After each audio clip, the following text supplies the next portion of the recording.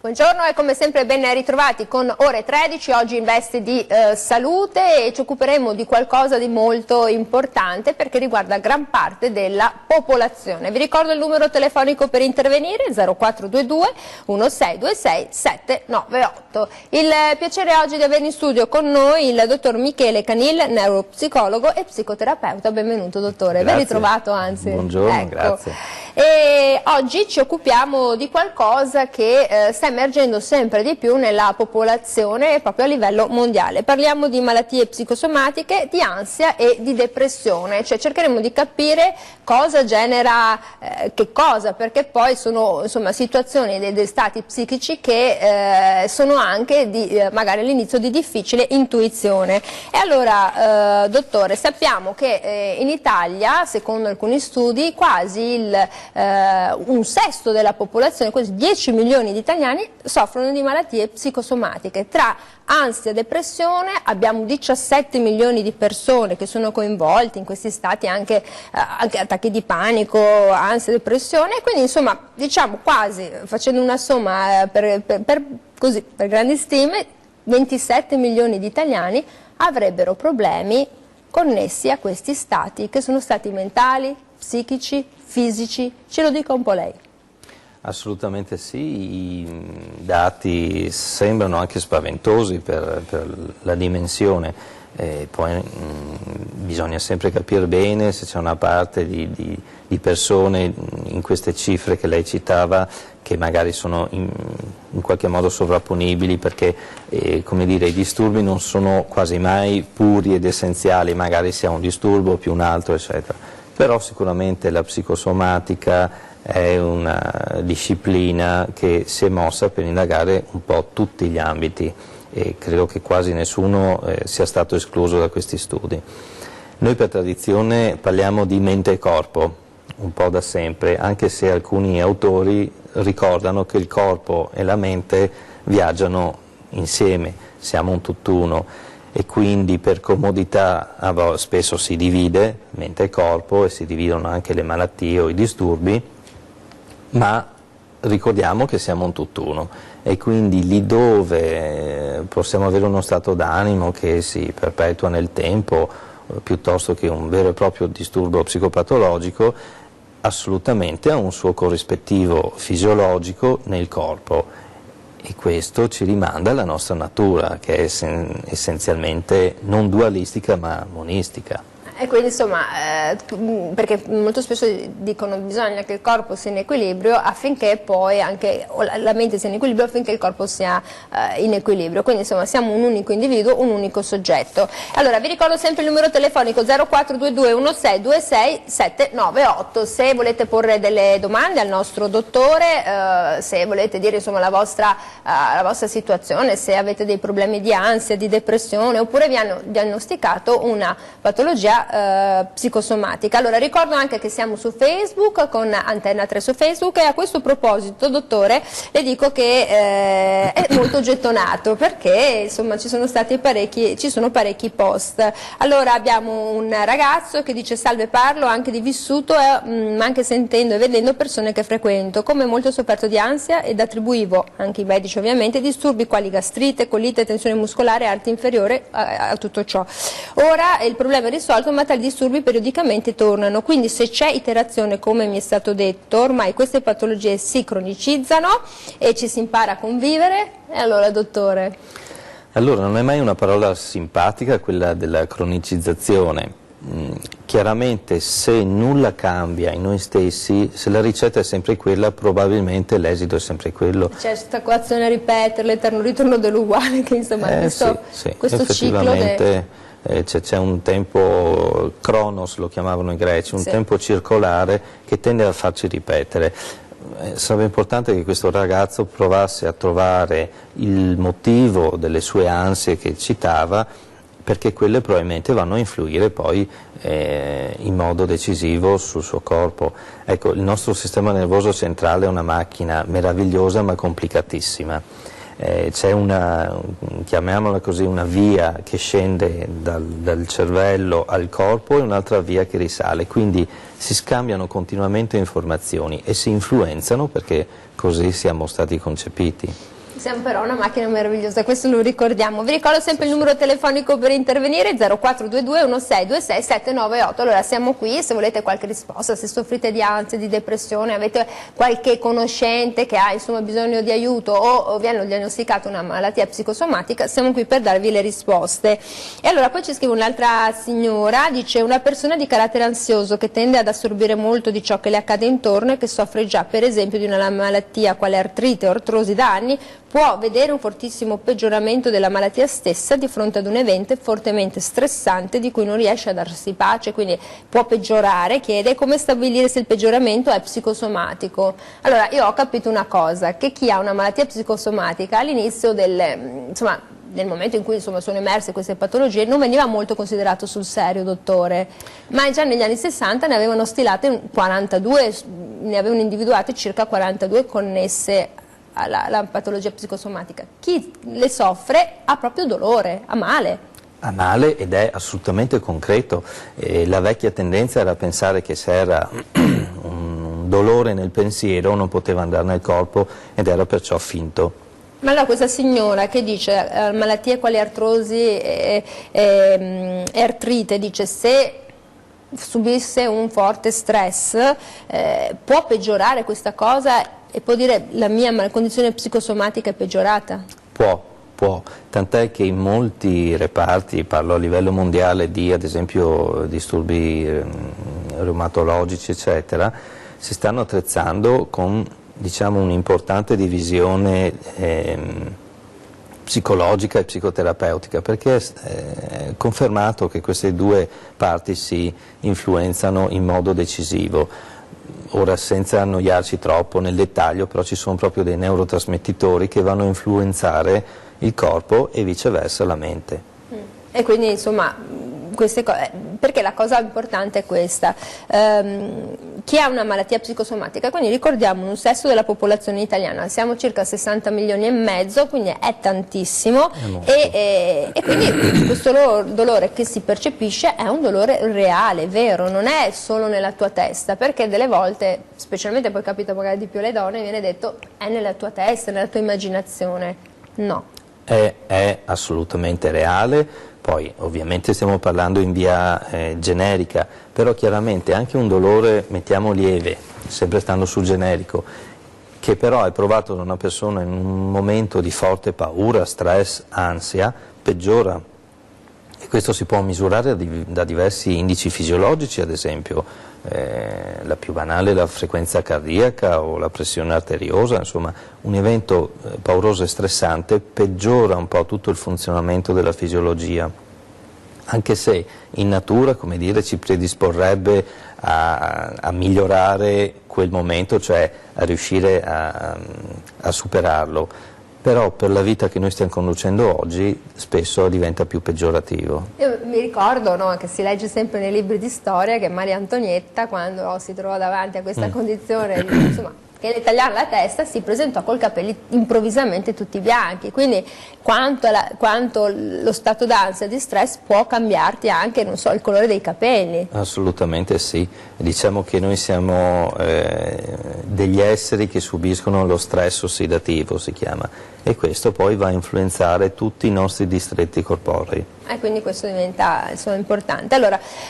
dicevamo prima, già negli anni 60 hanno cominciato a studiare insomma, queste problematiche psicosomatiche e hanno individuato 42 possibili patologie e malattie. Allora c'è chi ha il mal di schiena, chi ha la fibromialgia, chi soffre appunto di mal di testa ricorrenti, chi ha addirittura la pelle che si squama, insomma sono tantissime.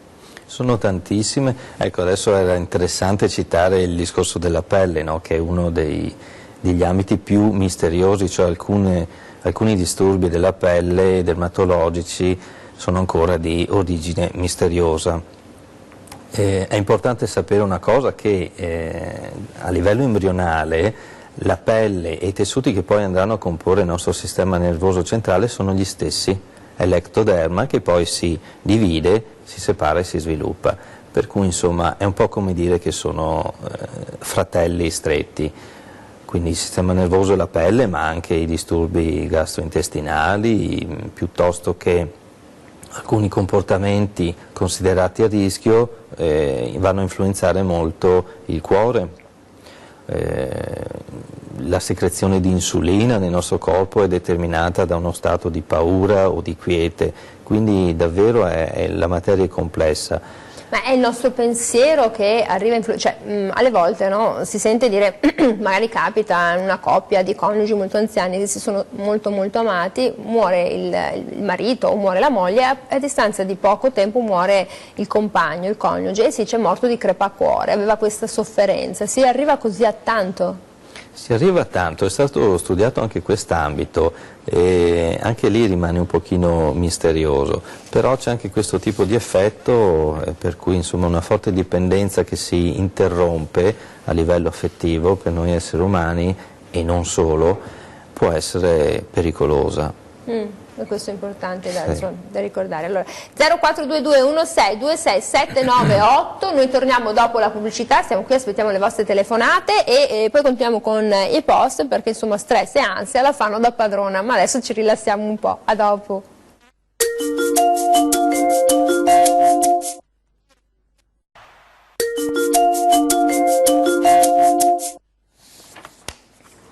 Eccoci qui con Ore 13 Salute, siamo in compagnia del dottor Michele Canil, neuropsicologo e psicoterapeuta. Insomma, stiamo affrontando una tematica che riguarda tantissimi italiani, sostanzialmente metà della popolazione, perché anche chi è molto giovane, penso agli studenti, affrontano gli esami, ha voglia di stress e di ansia e insomma non è facile poi la mattina degli esami e comincia a venirti il mal di pancia, ti si chiude lo stomaco, poveri studenti, vabbè.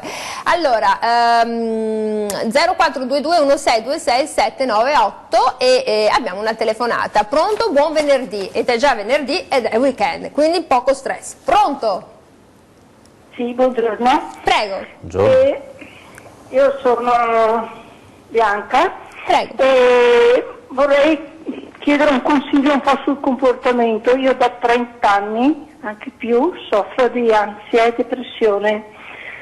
E sempre da allora che sono in cura, sono stata anche tanti anni in terapia da psicologi che però non hanno risolto niente. Alla fine sono riuscite a dirmi dopo tanti anni quello che già sapevo. Non c'è una motivazione per conto mio vera e propria, però sono stata molestata più volte anche da piccola. Io mi sono sempre data un po' la colpa. E poi in seguito sono stata ricattata, non potevo parlarne neanche con mio marito che era stato minacciato. E ho sempre un sacco di problemi di stomaco, di mal di testa, artrosi, periartriti, cose del genere, un'infinità di problemi.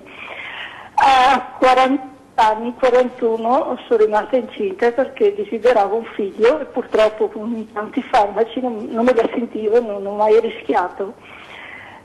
Prendevo poca cosa, soltanto del tavolo per dormire e qualcosa di giorno per stare un po' tranquilla. Però una volta raggiunto l'obiettivo non sono riuscita a proseguire con la gravidanza perché non ce la facevo, ho fatto più di un mese senza mai dormire. Il tavolo l'ho tolto perché non riuscivo, avevo paura che facesse male al bambino e di conseguenza ero praticamente terrorizzata. In quel periodo avevo anche il papà da curare, sì, che tutti i giorni dovevo curare. Signora Bianca, guardi, scusi, cerco in qualche modo di farle dare una risposta dal nostro dottore e comunque non può dire che non ha vissuto tanto, cioè una causa ci deve essere perché ha vissuto veramente una situazione pesante. Signora Bianca, intanto le mandiamo tanti auguri e un abbraccio da tutti quanti, perché se non sbaglio la signora Bianca Ha detto che è stata molestata da piccolina, ha avuto un vissuto pesante e poi ha tanti problemi, mal di stomaco, ha avuto problemi con la gravidanza. Non è che è un vissuto molto importante? Molto Sì, ma importante. il guaio è che la gravidanza l'ho interrotta perché non ce l'ho fatta a proseguire e da allora ho un senso di colpa terribile. Sono 15 anni che tutti i giorni ci penso e non riesco ad essere tranquilla. Signora Bianca, intanto veramente le mandiamo un abbraccio forte forte e speriamo in qualche modo di trovare una via per star meglio. Grazie, grazie, grazie. 0422 1626 798. Una testimonianza molto importante, la signora Bianca ha avuto un passato che purtroppo segna moltissimo e non è una cosa così rara negli studi degli analisti cominciare a vedere queste situazioni che si portano avanti molto nel tempo. Come la signora Bianca, tante altre persone non hanno avuto, non parliamo di coraggio, ma il modo di poter parlare con qualcuno di questo nel momento opportuno per vari motivi e quindi, come dire, questo è un evento molto traumatico che chiaramente comporta colpa, ansia, depressione. E anche insonnia, perché se non sbaglio ha citato un farmaco per dormire, quindi Sì. e la gravidanza che non è riuscita a portare a termine perché in una situazione così, poi magari col padre da seguire, insomma. Ma lei ha detto ho fatto 30 anni, sono 30 anni di ansia, depressione, sono situazioni complicate, cioè sono andata allo psicologo però non ho risolto molto. Sì, non mettiamo in dubbio, però chissà senza tutte queste azioni che ha fatto, dallo psicologo ai farmaci eccetera, chissà senza quelle se fosse andata anche peggio la situazione. Quindi insomma, può essere che abbia tempo. Allora, cosa possiamo consigliare alla signora Bianca? Ma insomma, in via generale io direi di tener duro e comunque di riprovare a trovare una via per star meglio, perché insomma ha dei pensieri che la fanno star male e forse è meglio tentare di risolverli, certo. In ogni caso. Si può sempre migliorare un po' la qualità di vita di noi. Sì. Quindi insomma, di cominciare magari a vedere una situazione un po' più positiva e magari di parlare un po' di più con la gente. In questa società che si parla meno, magari trovare... Tutto ciò che a lei in particolare fa star bene. Vabbè, comunque ci chiami signora Bianca, noi siamo anche insomma, amici, possiamo sentirci e ci chiami anche in trasmissione, insomma siamo qui. Allora, senta, volevo sempre riprendere il nostro commento. Allora, vado subito perché sono già arrivati 11 post. Allora, abbiamo sentito i due signori, poi c'è una signora che chiede se lo stress e l'ansia possono generare malattie del sistema nervoso, come dolori reumatologici o dermatologici che si manifestano solo nei momenti di grande ansia, che però poi durano nel tempo, e ce lo scrive la signora Monica. Allora rispondiamo alla signora Monica che assolutamente sì, quindi parliamo di cortisolo, cioè tutti gli eventi stressanti per il corpo e per la mente producono cortisolo, che è questo ormone tanto citato, si legge ovunque, chiamato l'ormone dello stress, che entro certi limiti, diciamo così, diventa utile perché attiva le nostre risorse sia a livello fisico, e gli sportivi lo sanno bene, sia a livello mentale per chi deve superare certe prove della vita. Oltre un certo livello il cortisolo comincia a creare una serie di danni e la responsabilità è un pochino nostra, soggettiva, perché stiamo evidentemente portando tutta la nostra persona, quindi mente e corpo, oltre la soglia che potrebbe naturalmente reggere. Tutta questa energia ovviamente si converte in qualche modo in negativo, quindi l'eccesso di cortisolo provoca assolutamente dolori e si cronicizzano anche nella misura in cui i nostri comportamenti sono cronicizzati e quindi dal malessere o l'eccesso di attività. Ecco. Perché poi i tessuti, insomma, il corpo ne li sente, nelle ossa, nel suo sistema nervoso, è un po' dappertutto. Allora, 0422 1626 798, siamo qui con il dottor Michele Canil, neuropsicologo e psicoterapeuta. Allora, io prendo sempre in mano il nostro tablet, Antenna 3, Facebook. Allora, una signora ha scritto, purtroppo ci sono anche cattivi psicologi che creano gravi danni anche perché esasperano tutti e non è facile sapere di chi fidarsi. Cioè, il problema è quello della fiducia. Non è una questione di età, dice, ma c'è questo problema della fiducia. Sì, questo Fidarsi. purtroppo è un argomento... È un problema importante per voi. È fondamentale, cioè se manca la fiducia dovrebbe essere il professionista per primo che dice non si è creato qualcosa di importante che è la fiducia che permette poi di fare un percorso. Poi chiaramente come in tutte le categorie è importante riuscire a scegliere al meglio, ma questo vale un po' per tutto nella vita. Chiaramente la fiducia è alla base di un percorso psicoterapeutico buono, se non c'è quella... Cioè uno deve entrare, onestamente dottore, quando uno entra nel suo studio si deve creare una sorta di fiducia, di empatia. Sì, di solito questa si crea soprattutto su un paio di elementi, cioè il non sentirsi giudicati, che è fondamentale per chiunque, e il fatto di sentirsi compresi, quindi nel dettaglio. Quindi questo diventa importante, cioè quando uno entra nello studio, come succede a lei, insomma il paziente che le possa confidare qualunque tipo di situazione che possa vivere e avere la fiducia e la rilassatezza che insomma, non verrà criticato o giudicato per questo. Assolutamente sì.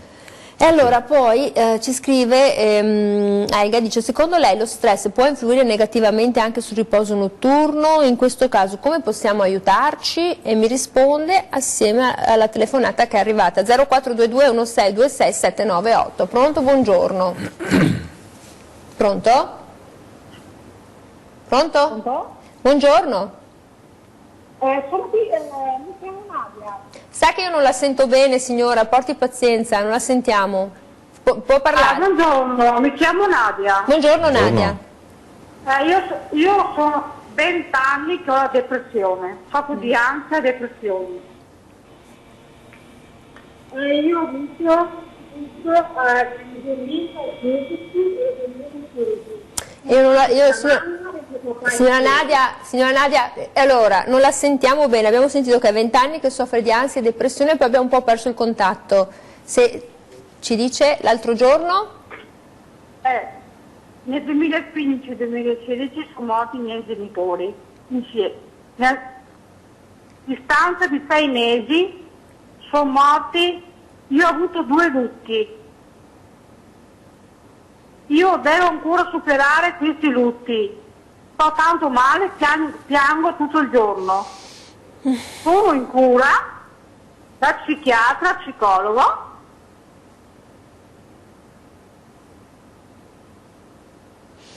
Forse è caduta. Pronto? Prendo ansiolitici per dormire, pastiglie per la depressione e ancora non ho risolto niente. Da quant'è che va da un medico? Da quant'è che è in cura, signora? Ho avuto 2 ricoveri e non ho risolto niente. 2 ricoveri. Per qualche possibilità? Allora, le faccio dare una risposta dal nostro dottore. Allora, signora Nadia, tenga duro e insomma, come possiamo aiutare questa signora? E mi risponde anche al fatto dello stress sul riposo notturno che ha scritto Elga. Sì, chiaramente capisco che la signora Nadia ha avuto 2 eventi importanti e i lutti sono in cima alla lista degli eventi più stressanti di vita. Chiaramente io credo che provare a perseverare o cercare altre soluzioni con i medici e gli psicologi che la stanno seguendo sarà già qualcosa che immagino stiano tentando di fare. Chiaramente la sofferenza che lei ha è difficile da colmare in questo momento, immagino. Per quanto riguarda l'insonnia, sicuramente sì, sia per il cortisolo sia per come viviamo il nostro stato di salute, quindi diventa psicosomatico sicuramente lo stress nell'insonnia, ma anche negli incubi, nella qualità del pensiero che inevitabilmente ci portiamo... Poi quando uno si sveglia continuamente, non so, alle 3:07 per una settimana e poi la cosa, insomma, non riesce poi più a dormire. Sì, lì è proprio un ciclo che si perpetua e bisogna andare a capire le cause. Però la signora dice, mi aiuterà qualcuno, riesco a trovare un aiuto? Come facciamo a rispondere a una signora che chiede una cosa così? Ci ho fatto già 2 ricoveri. Guardi, un aiuto io credo che si possa sempre trovare. bisogna capire poi nel dettaglio che cosa sta Nel facendo, profondo, in che modo. Sì. in medicine che sta prendendo. Allora, intanto un abbraccio alla signora Bianca e alla signora Nadia. 0422 16 26 798, siamo sempre qui, continuate a postare. E allora, dice signora, dopo andiamo in pubblicità, Mino Zago, la psoriasi si può considerare una malattia psicosomatica e puoi curarla, meglio usare medicinali, creme o si può capire un motivo scatenante? Allora ritorniamo sul problema della psoriasi dopo la pubblicità con Mino Zago che ci ha scritto e cercheremo insomma di dare una risposta. Torniamo dopo.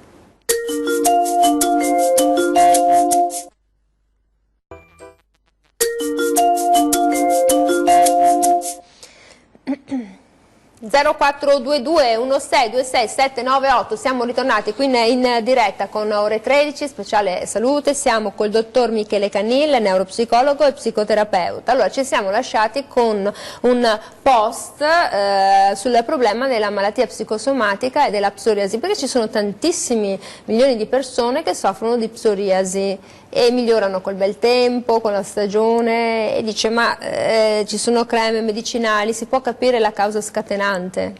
Questa è una questione che a livello mondiale sta interessando tutti gli scienziati, diciamo così. Allora, diciamo che la psoriasi di fondo non si è ancora capito precisamente come nasce, come si sviluppa o perché al limite termina. Ci sono sicuramente una serie di farmaci che possono essere utili, però abbiamo visto che sul piano clinico può risolversi anche in altro modo, un cambiamento di vita. Ecco, una curiosità è che qualcuno ha sospettato un conflitto interno psichico nella persona, il quale poi in qualche modo dicono si possa riflettere appunto su questo tipo di disturbo.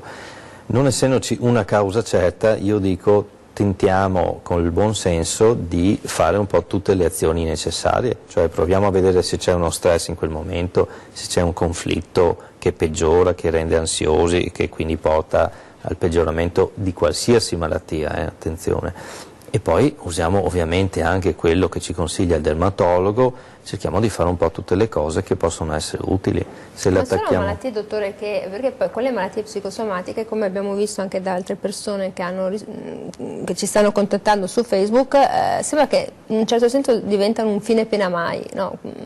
Non c'è mai un momento in cui si dice sì, la posso sistemare, no? La puoi solo mettere sotto controllo, cioè ci sarà un momento in cui magari questo corpo e questa mente vanno in equilibrio e basta, oppure si è somatizzata? Sì. No, a volte sono anche questioni che si risolvono, chiaramente bisogna fare un discorso un po' di cappello, cioè chi ha un disturbo cerca di parlarne e giustamente la tensione cerca di risolverla.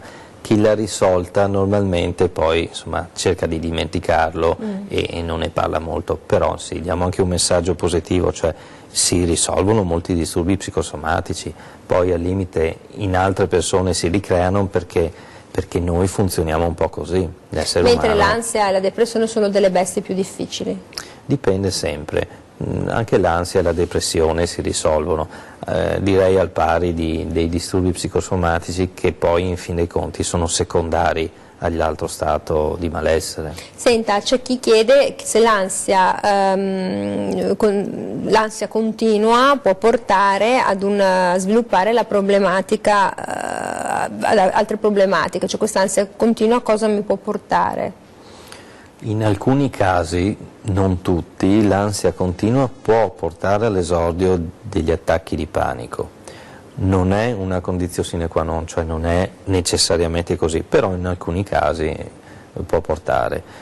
In altri casi porta con sé solamente un peggioramento della qualità di vita. Quindi uno non vuole più alzarsi al mattino, diventa più stressato. Quindi... Stressato, difficoltà nelle relazioni o magari vive tutto con come dire, un'agitazione interna eccessiva, è costretto a non fare alcune cose che gli piacerebbe fare. Però insomma è importante riuscire a risolvere questi disturbi. Senta, e poi qui chiedono se problemi come ansia, stress, depressione si possono curare anche con la medicina naturale. Cosa ne pensa lei? Lei da medico? Ma no, io dico non escludiamo nulla, perché di fatto ho visto anche che in alcuni casi, come dire, parlando di placebo o meno, è possibile. Poi comunque mettiamo anche attenzione sulla medicina naturale, che usa degli strumenti o dei principi. Fiori di Bach. Abbiamo sentito montagne di fiori di Bach, no? C'è stata un po' la mania, la moda, i fiori di Bach per tutto. Sì, comunque molte persone li utilizzano, c'è chi si trova bene. Io dico, se una persona si trova bene, perché non utilizzarli? Non sono nocivi, ma insomma questo vale un po' per tutto, anche il settore dell'erboristeria, sì, della magari medicina l'effetto naturale. placebo oppure un effetto di benessere. Teniamo conto che l'effetto placebo c'è anche nell'aspirina, perché comunque il fatto di fare un'azione, di ingerire l'aspirina, porta con sé un po' di sollievo.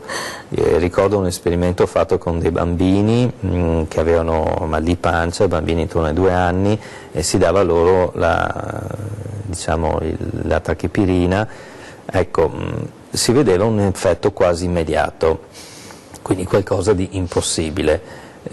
Dopodiché successivamente si è creato una sorta di placebo, quindi cucchiaino, acqua e alcune gocce, poche, di tachipirina, sentono il gusto e stavano meglio lo stesso.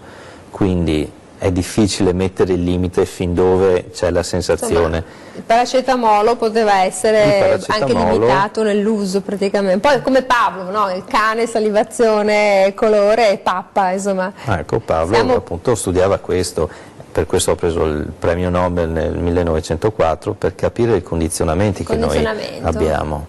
Colore, l'ambiente, tutto ciò che possa influenzare. Senta, poi, visto che ha citato l'attacco di panico, c'è scritto una signora, dice che sembra che una delle malattie di questi anni sia il fenomeno degli attacchi di panico, e si chiede, ma sono sempre esistiti, cioè ci sono sempre stati, non se ne è mai parlato magari?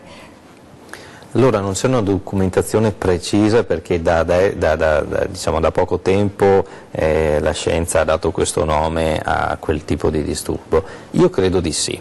Leggendo ad esempio la narrativa nel passato, molte persone probabilmente potevano rientrare in quel tipo di disturbo. Ad esempio, così cito personaggi come Van Gogh o come la principessa Sissi, per dire personaggi di cui abbiamo un po' di documentazione sui loro disturbi, e forse anche loro ne soffrivano, però, come dire, non era codificata, non avevo quel nome.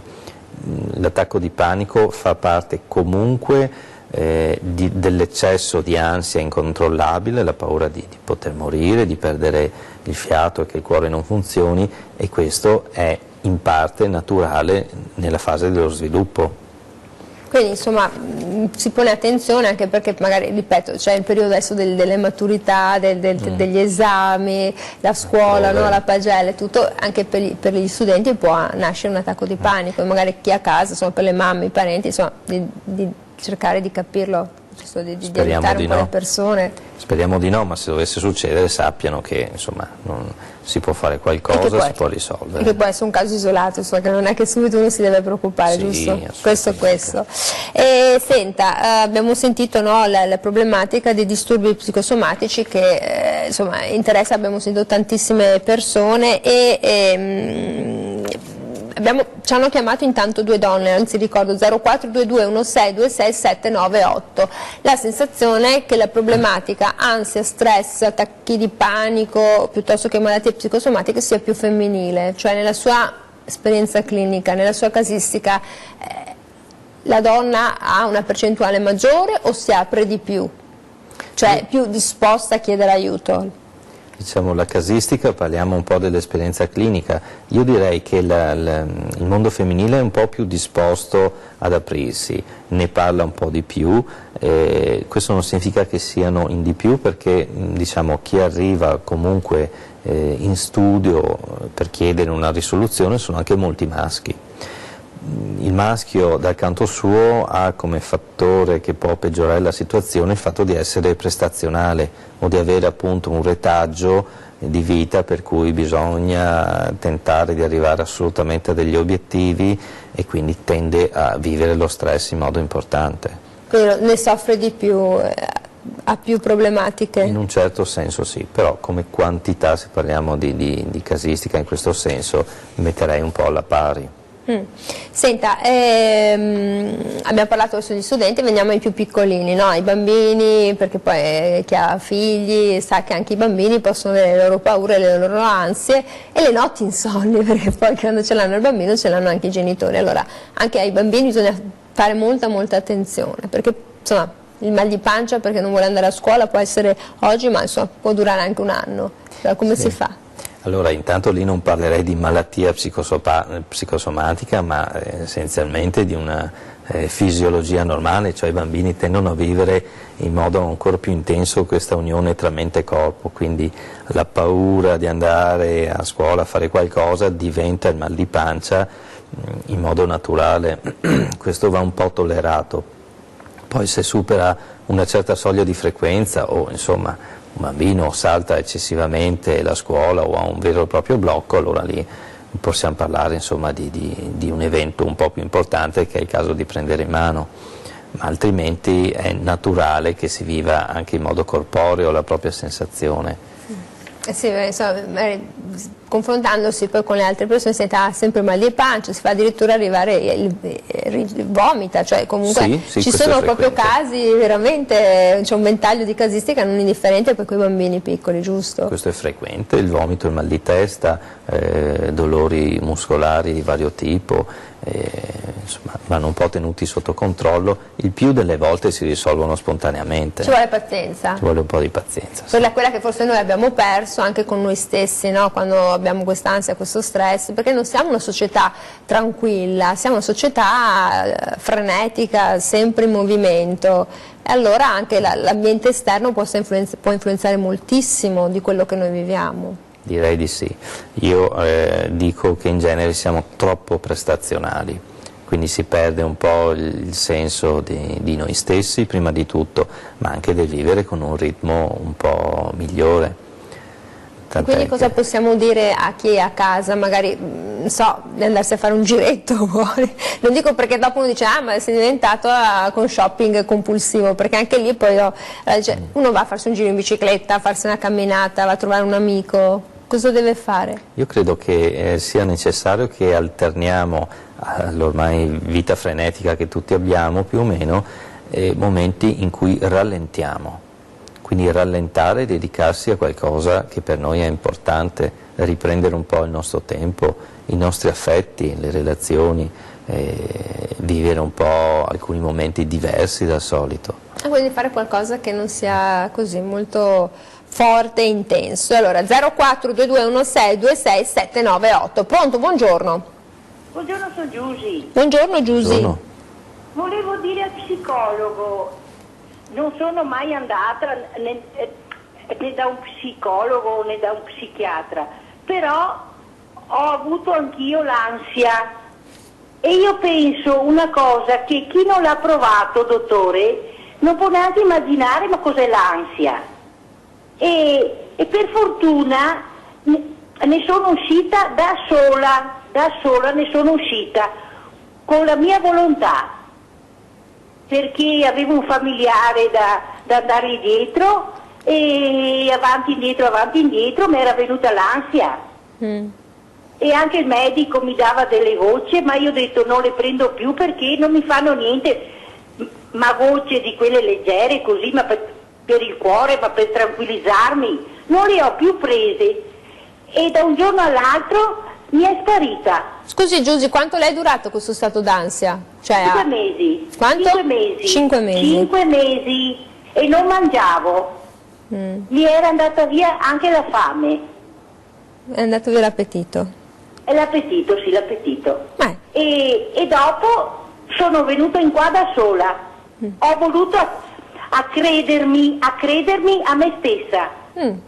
Perché è inutile prendere tante medicine, ma perché io penso che non ti facciano tanto, ma ti fa bene da una parte, ma neanche, ma perché non ne ho prese io di quelle magari forti, insomma tutta roba leggera, ma per il cuore così. Vabbè, quelle che le servono magari per altre patologie. Ne sono uscita da sola, 5 mesi mi è allora, lei ad esempio... Saluto la signora Bianca perché deve darsi coraggio senza che nessuno le dica niente, che magari trovi uno e ti dice datti coraggio, non c'entra niente, devi farcela da sola. Grazie.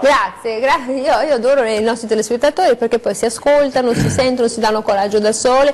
Allora, signora Giusi, noi commentiamo questa forza di volontà dopo la pubblicità. 0422 16 26 798, siamo sempre su Facebook, se volete postare, fare delle domande, siamo con il nostro esperto, il dottor Michele Canil, neuropsicologo e psicoterapeuta. Noi torniamo dopo.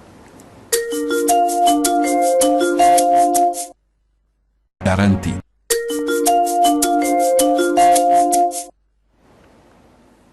Eccoci qui in diretta 0422 16 26 798, siamo qui con il dottor Michele Canil, neuropsicologo e psicoterapeuta, stiamo parlando di ansia, depressione, malattie psicosomatiche, ma insomma siamo aperti a qualunque tipo di richiesta o di, anche di curiosità, oppure anche a un racconto di vita vissuta, di esperienza personale, come ha fatto la signora Giusi, che dice lei, che ha avuto l'ansia per un tempo limitato, 5 mesi, a cui era andato anche via l'appetito, ma poi anche se doveva prendere delle goccette, ha detto no, ce la posso fare da solo. Forza di volontà.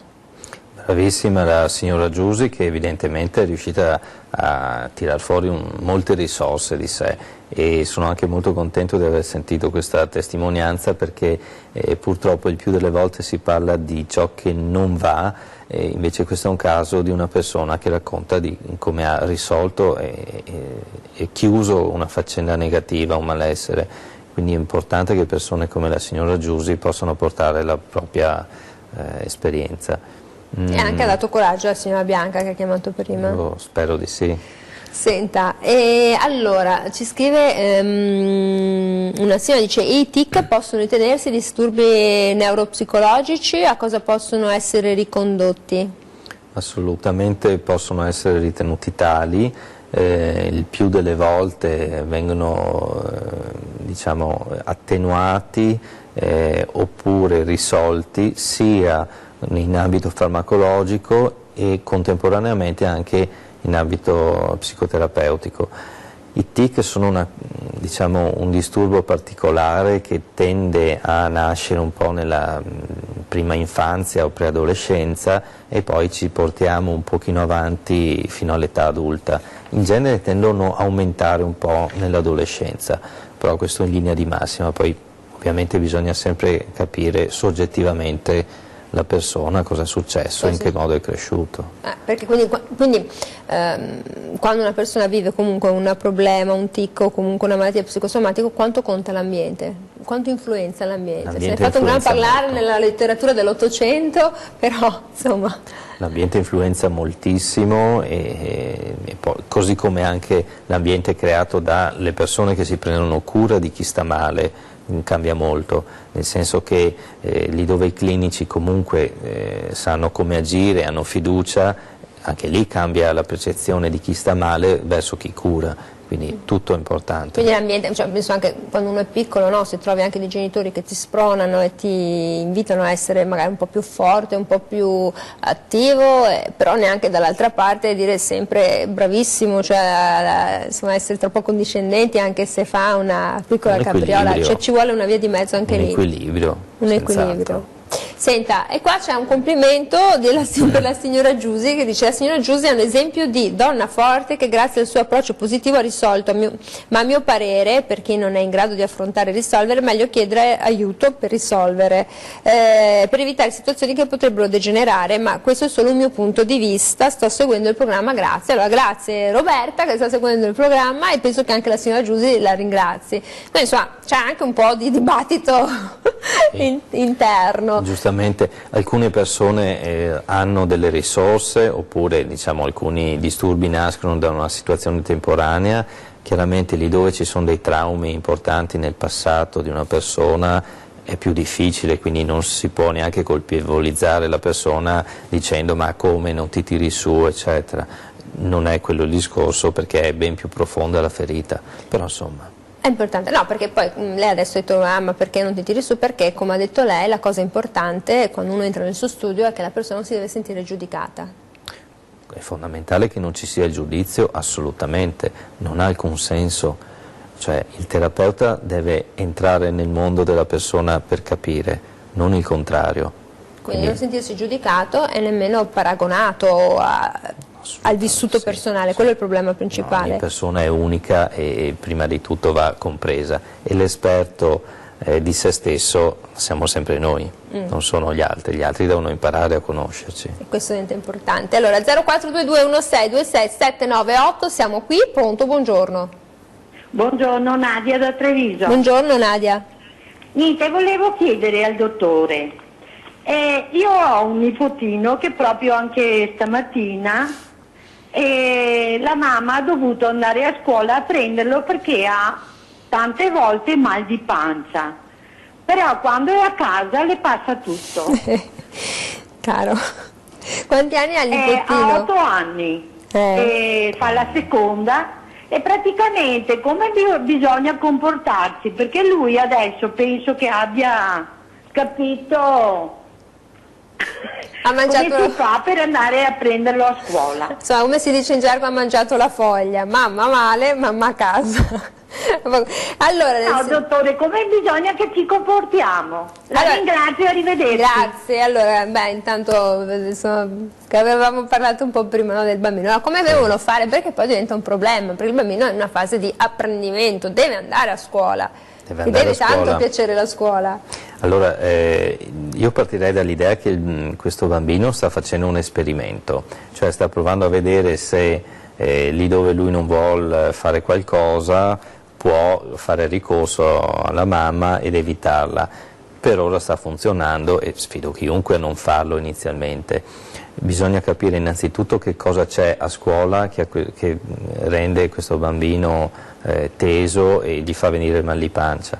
Compreso quello, in ogni caso direi un pochino alla volta provare ad allungare i tempi, a dire no, beh, adesso stai un pochino di più, poi vediamo. Se in questo modo tutto rientra, direi insomma che non è necessario fare altro. La tecnica che consiglia a questa nonna, a questa mamma, è quello di dire vabbè sì, ma ti passo a prendere fra 30 minuti. Insomma, provare a allungare un po', però prima capire quali cause. Qual è la causa? Che magari non ci sia una situazione di disagio, viene preso in giro dai compagni. Può esserci qualcosa sotto ed è fondamentale più di altro che lui si senta compreso. Io sorrido perché mi viene in mente, no, così, di sentito raccontare di questi casi, allora diceva vabbè vengo a casa e ti faccio la puntura alla vista del lago, il mal di pancia era sparito. Ecco, insomma sì, c'è anche una scuola metodo di un po' pensiero. più empirico, no? Un po' più forte, insomma, però insomma lasciatelo là, fatelo meditare mezz'oretta e poi dopo andate. Capiamo perché fa così. Perché? Quindi invito la signora a parlarne anche lei, oltre che la figlia, perché mi pare che era la nonna. Con le maestre, con i maestri, e capire come mai lui vive con ansia quel momento. E che materia è? Perché magari...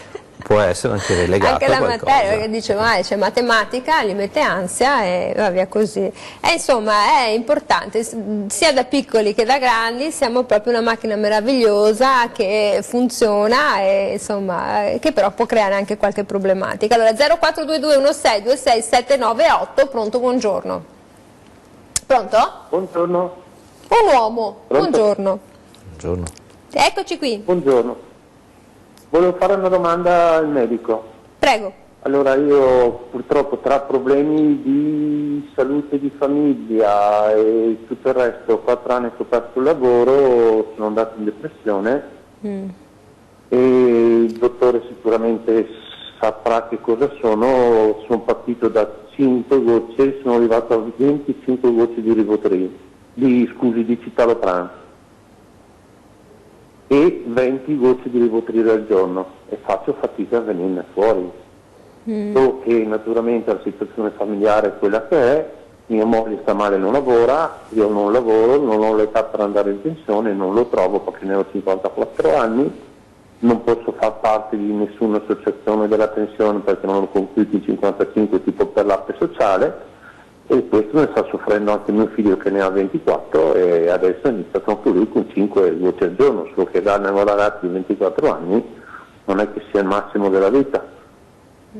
E anch'io ho iniziato con 5 e essere arrivato a 25 al giorno di citalopram, il medico sicuramente sa che ci sono. Io sta prendendo anche la signora. Soluzione?